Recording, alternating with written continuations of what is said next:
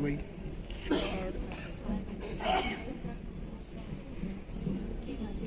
मैंने अच्छे ठीक किया।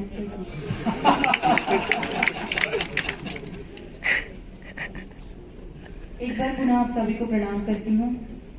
और मेरे समय में राहु केतु भी आ चुके हैं सबकी प्लेट में, लेकिन कोशिश करूंगी ब्राह्मण होने के नाते पूजा पाठ से सब कुछ निपटा सकूं और आपके दिल में अपना एक छोटा सा घर बना सकूं। बहुत मन से आपने सबको सुना, देश के सभी बड़े कलाकार इस मंच पर उपस्थित हैं। आदरणीय योगी जी की उपस्थिति होती है, गणेश चौहान जी की उपस्थिति होती है, राजेश चेतन जी की उपस्थिति होती है, योगेश शर्मा जी की उपस्थिति और राजेश अग्रवाल जी की, सभी को मैं प्रणाम करते हुए आप सभी से बस इतना कहना चाहता हूँ कि हिंदी सच में बहुत ही सशक्त भाषा है।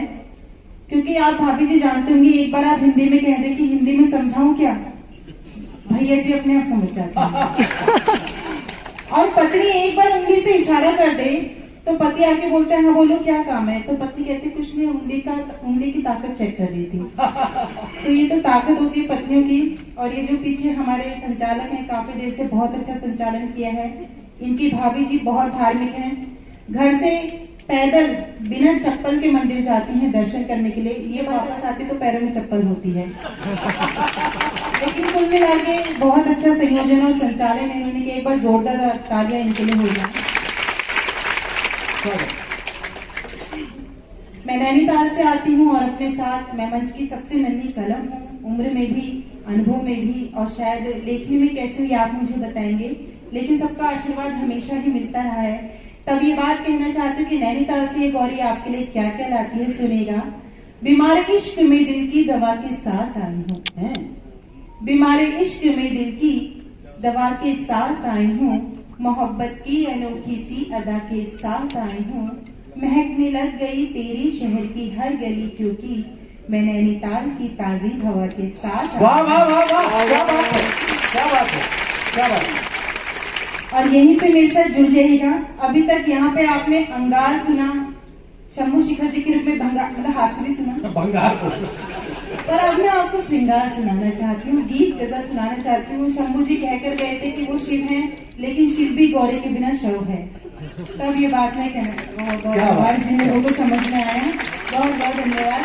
मेरे साथ जुड़ जाएगा और होली की मस्ती प्रारंभ आपने कर दी इस कवि सम्मेलन के माध्यम से। बहुत कम समय लूंगी और बहुत कम समय की जिम्मेदारी भी इस नन्ही कलम पे दी गई है। तब ये बात सीधी सीधी कहना चाहूंगी, गुलाबी नोट से ज्यादा, डीजे वाले बाबू इसका इको बढ़ा देना, थोड़ा सा भी इसका कर देना, गुलाबी गाल कर दूंगी। हालांकि इन बात को वो भी सुन सकते हैं जो दादा बनने की उम्र में दूल्हा बनने के सपने बिल्कुल सुनेगा। गुलाबी नोट से ज्यादा गुलाबी गाल कर दूंगी, तुम्हें अपनी मोहब्बत से मैं माला माल कर दूंगी, तुम्हें अपनी, ऊपर वाले भी सुन सकते हैं, तुम्हें अपनी मोहब्बत से मैं माला माल कर दूंगी। बहुत नादान है यूं तो ये नैनीताल की गौरी, बहुत नादान है यूं तो ये नैनीताल की गौरी, मिले ताली, हाँ मिले ताली तो इस धरती को नैनीताल, मिले ताली तो इस धरती को नैनीताल कर दूंगी, नैनीताल कर दूंगी, नैनीताल कर दूंगी। और जिस मोहब्बत के कारण ये गौरी आपके आंगन में आती है, तब कहती हूँ, जहाँ दुश्वार है राहें वही आराम लिखा है, यूं लगता है मोहब्बत का कोई पैगाम लिखा है, जहाँ दुश्मन राहे वही आराम लिखा है, यूं लगता है मोहब्बत का कोई पैगाम लिखा है, यूं लगता है मोहब्बत का कोई पैगाम लिखा है। मैं अपना घर समझ करके चली आई यहाँ, क्योंकि मैं अपना घर समझ करके चली आई यहाँ, क्योंकि तुम्हारे दिल के दरवाजे पे मेरा नाम लिखा है, के दरवाजे पे मेरा नाम लिखा है, मेरा नाम लिखा है, मेरा नाम लिखा है। और एक बात मैंने देखी आदरणीय, काफी देर से यहाँ पे कुछ युवा शक्ति हैं जो हमारा हौसला बढ़ा रही हैं। यहाँ सबकी बात हुई, किसी ने भी युवाओं की बात नहीं की। होली का उत्सव है और श्रृंगार में जब तक थोड़ी सी तकरार ना हो तो आनंद नहीं आता। क्या बात है। मैं 4 पंक्ति यहाँ के युवाओं के नाम सौंपना चाहती हूँ, जिम्मेदारी आप सबको देना चाहती हूँ। आपको लगे मैंने बिल्कुल सच्ची बात कह दी है तो एक एक व्यक्ति का समर्थन मुझे चाहिए। सुनेगा, इन्हें बस जनवरी दे दो, दिसंबर मांग लेते हैं, जमीन दिखती नहीं फिर भी ये अंबर मांग लेते हैं। इन्हें बस जनवरी दे दो, दिसंबर मांग लेते हैं, जमीन दिखती नहीं फिर भी ये अंबर मांग लेते हैं। बताओ क्या किए लड़के बने हैं कौन मिट्टी के, जरा सी बात भर कर लो तो नंबर मांग क्या बात है, क्या बात है, तो नंबर मांग लेते हैं। और मैं जानती हूँ ताली आज भी वही लड़के उछल उछल के बजा रहे हैं, बिल्कुल नहीं मिलती है, इसलिए यहाँ आके पूरी भड़ास अपने निकालते हैं। गौरी जी, इसके चक्कर में आपको घर नहीं बुलाता मैं, आप सारी बातें देख लेते हो। नहीं, बात दरअसल ये है, ये बहुत ही अच्छे इंसान है और जितनी मोहब्बत आप इनसे करते हैं मुझे भी इनसे उतनी मोहब्बत हो गई है। 4 पंक्तों में अब मैं अपनी मोहब्बत की परिभाषा दे करके मैं इनका सम्मान कराना चाहती हूँ। आप सब इनका सम्मान कीजिएगा, जो अभी तक शायद इस मंच से नहीं हुआ है, कि न दुआ से मिलती है न दवा से मिलती है, न दुआ से मिलती है न दवा से मिलती है, ये मोहब्बत रहमत खुदा से मिलती है। और क्यों मोहब्बत करती हूँ मैं इनसे, क्योंकि इनकी सूरत मेरे बड़े भैया से मिलती है। तो यूं ही अपना आशीर्वाद बनाए रखिएगा। और जिस तरह से होली की बात करके हमारे शिव जी गए हैं, तो गौरी का दायित्व बनता है उस बात को आगे प्रारंभ किया जाए। ज्यादा समय मुझे नहीं दिया गया है, बहुत सारी बातें करना चाहती थी, सीधे सीधे उस मस्ती से आपको जोड़ना चाहती हूँ। ये कहती हूँ, कन्हैया ने कहा राधा से तुझ पर रंग डालूंगा, मैं पिछली साल की होली का अब बदला निकालूंगा, मैं पिछली साल की होली का अब बदला निकालूंगा। कहा राधा निकाला मुझसे क्या बदला निकालेगा, कहा राधा निकाला मुझसे क्या बदला निकालेगा। रंगी जो खुद तेरे रंग में उसे क्या रंग डालेगा, रंगी जो खुद तेरे रंग में उसे क्या रंग डालेगा, रंगी जो खुद तेरे रंग में उसे क्या रंग डालेगा, उसे क्या रंग डालेगा, उसे क्या रंग डालेगा। बहुत बहुत आभार। देखिए, मंच पे जब भी कोई कवि या कवित्री आते हैं, आदरणीय आप भी आए थे, बहुत अच्छा आपका उद्बोधन था, मैं सच में आपको सैल्यूट करती हूँ। लेकिन एक बात कहना चाहती हूँ, आप सबकी तालियां हर मंच के कलाकार, कलमकार, नेता या अभिनेता के लिए क्या मायने रखती है। हर एक कलमकार की मैं अपने लिए नहीं, न किसी कवि के लिए, आपके सम्मान में ये 4 पंक्तियां पढ़ूंगी मातृशक्ति को नमन करते हुए। अब आप अपने सम्मान में हाथ खड़े कीजिएगा। कहती हूँ, न फूलों में न कलियों में ना वो डाली में आती है, जो खुशबू माँ के हाथों से सजी थाली में आती है, जो खुशबू। देखिए, तालियां मातृशक्ति के नाम पे आपकी तालियां बहुत कमजोर है, मैं चाहती हूँ आकाश में सबकी तालियां हो।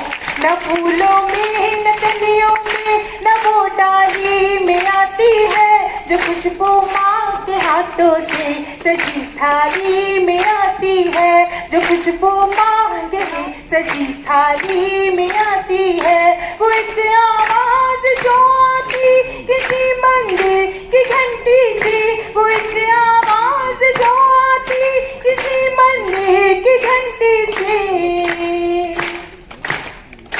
वही आवाज हमको आपकी ताली में आती है, वही आवाज हमको आपकी ताली में आती है, ताली में आती है, ताली में आती है। आपको ये बताना चाहती हूँ जाते जाते कि होली कैसे खेलेगा और किस तरीके से खेलेगा, आनंद के साथ खेलेगा। सुनेगा। होली खेलो रे जम के बीरजवाली, होली खेलो रे जम के बीरजवाली, होली खेलो रे जम के बीरजवाली, होली खेलो रे जम के बीरजवाली, होली खेलो रे जम के बीरजवाली, सबके गानों पे आओ लगाई लाली, होली खेलो रे जम के बीरजवाली, होली खेलो रे जम के बीरजवाली, अपनी से खेलो पराई से खेलो, अपनी से खेलो पराई से खेलो, जी चाहे जिसकी लुगाई से खेलो, जी चाहे। देखिए कितने मुस्कुरा रहे हैं इस बार पे। अपनी देखिए जैसे अच्छे दिन आने का इंतजार आप कर रहे हैं, वैसे इस दिन का भी इंतजार कीजिएगा, आने वाले नहीं। सुनिएगा। अपनी से खेलो पराई से खेलो, जी चाहे जिसकी लुगाई से खेलो, खाली ना बैठो अरे खाली ना बैठो बजाओ ताली, होली खेलो रे जम के बीरजवाली, होली खेलो रे जम के बीरजवाली, होली खेलो रे जम के बीरजवाली, होली खेलो रे जम के बीरजवाली, होली खेलो रे जम के बीरजवाली।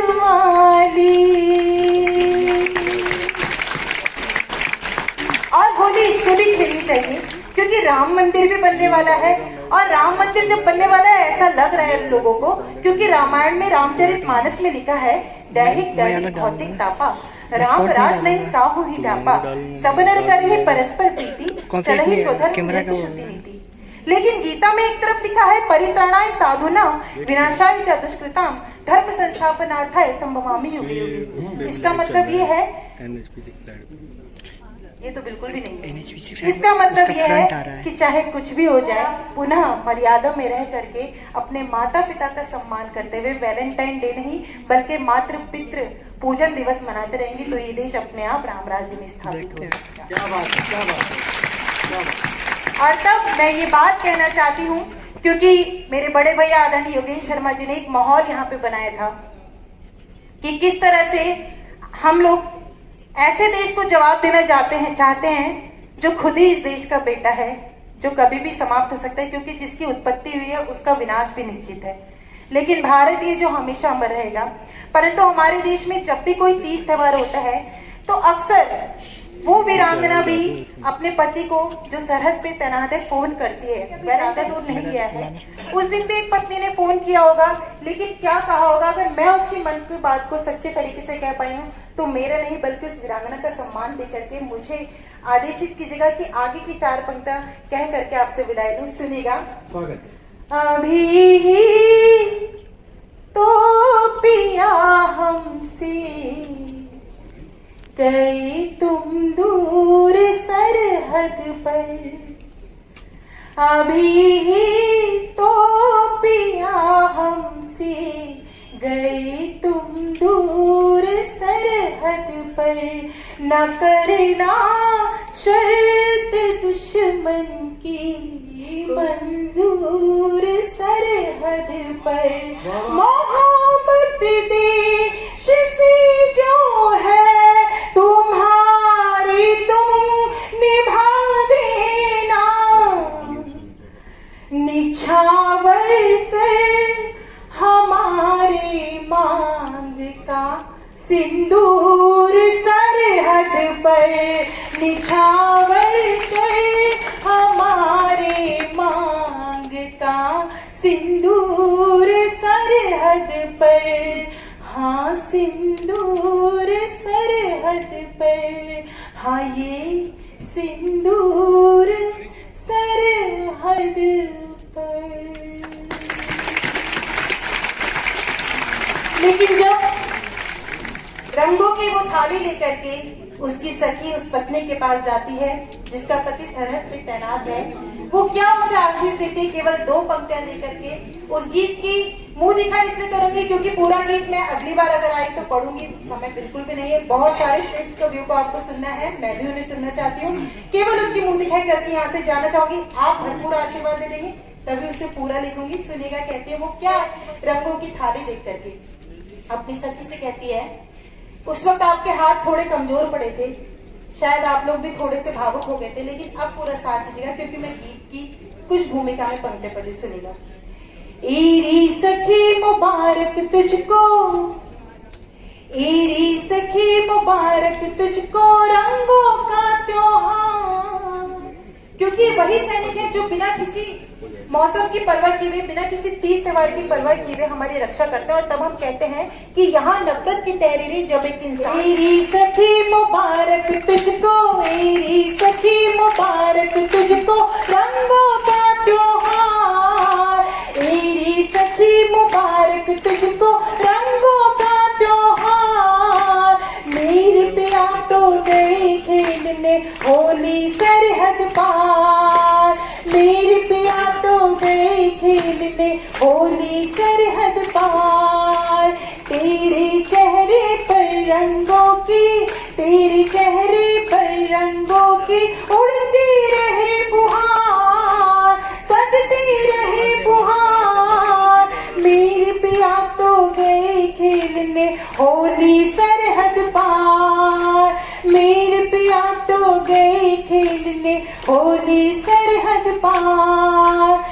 मेरे पिया तो गए खेलने होली सरहद पार।